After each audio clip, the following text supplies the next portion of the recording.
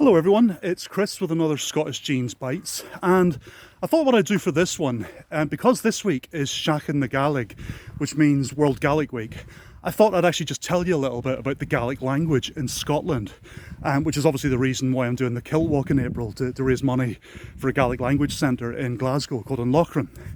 So the Gaelic language first came to Scotland, it's believed, around about the 5th century. There's some sort of debate about that amongst the academics and so on, but it's believed to have been here about the 5th century. And the people who brought the language were people from the north east of Ireland, County Antrim, who lived in a kingdom called Dalriada. And they brought the kingdom of Dalriada over to the western coast of Scotland in what's today known as Argyll or Errigail, which means the coast of the Gael. And from there, the kingdom of the Scots, as they were known, the Romans referred to them as the Scotai, the raiders, and that's where Scotland apparently gets its name from.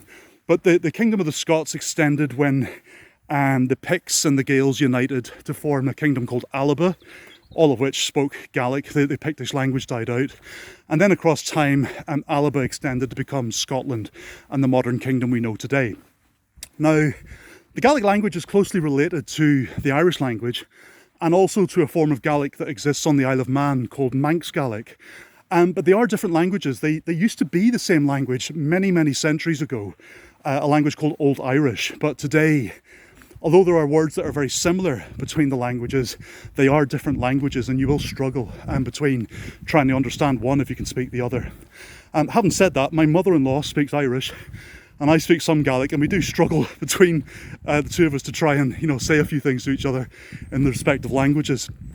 Now, from a genealogy point of view, one of the interesting things about the fact that Gaelic was brought over by the men of Dalriada is that the oldest census in the country is a thing called the Seachdain Fernalabon, and it's the men of Scotland. It's a census that was believed to have originally been drawn up in the 7th century, but the copies that exist today were drawn up after the 10th century.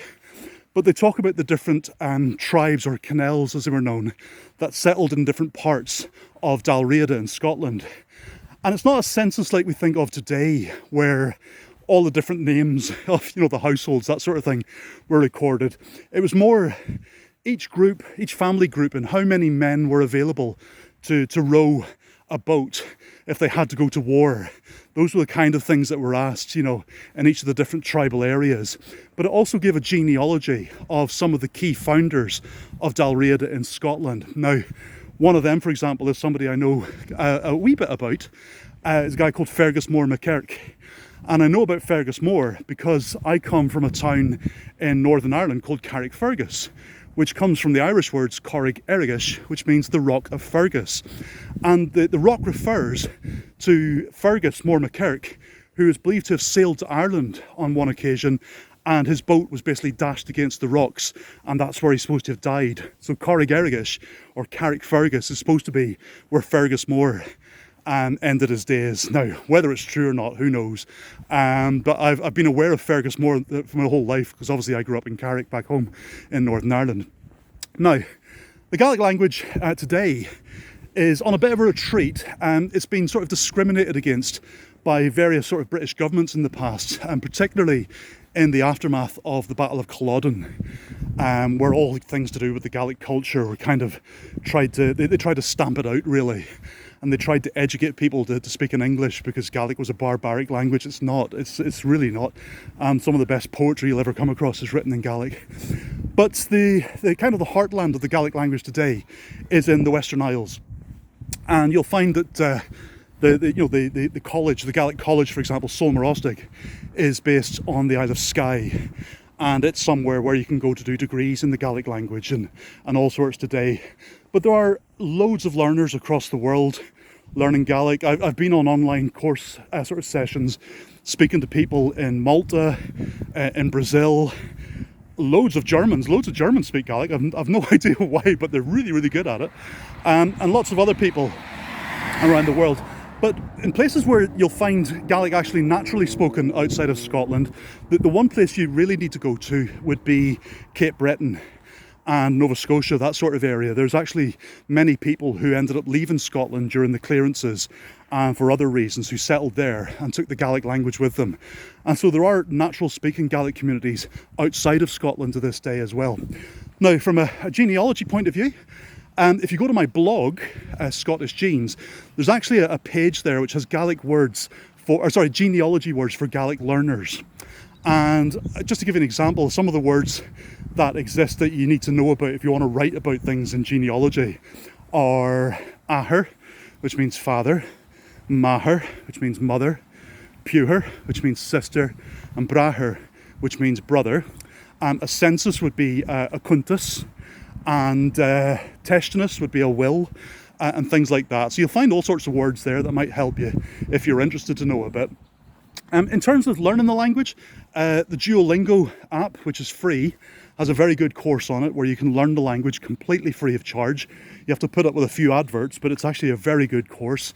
You can do courses through bodies such as eSchool, the National 5, the Higher, the Advanced Higher. I'm doing the Advanced Higher at the moment. I did the Higher last year. There are sessions at places you can go to across the country where you can practice learning Gaelic, talk to other learners, talk to people who are fluent as well. And in addition to that, there's also places such as Lochran, which is the place that I'm trying to raise money for, where they have Gaelic speaking sessions throughout the week and once a month on a Saturday and so on. So the Gaelic language is alive and well. It is the language of Scotland. It is one of the languages of Scotland. It is no better or no worse or inferior or superior to the Scots language or to English language. It's just another language which equally deserves its place within the country and has produced all sorts of amazing stories, poetry, music, and so on throughout the years. So I hope that gives you a bit of an oversight about the Gaelic language, which I've been learning on and off for about 30 years. It's a wonderful thing, and hopefully if you feel that you want to know a bit more about Gaelic, do a bit of digging, but please do maybe consider sponsoring me for the Kilt Walk on April 28th to help raise money for Lochran in Glasgow. So thanks very much indeed, and when I come back with the next Scottish Genes Bites, we'll look at the records again, and I'll choose another record class and give you a wee data burst on that. So Morantaing an Drasda agus Chimia Cheers for now. I'll speak to you again soon. Chris.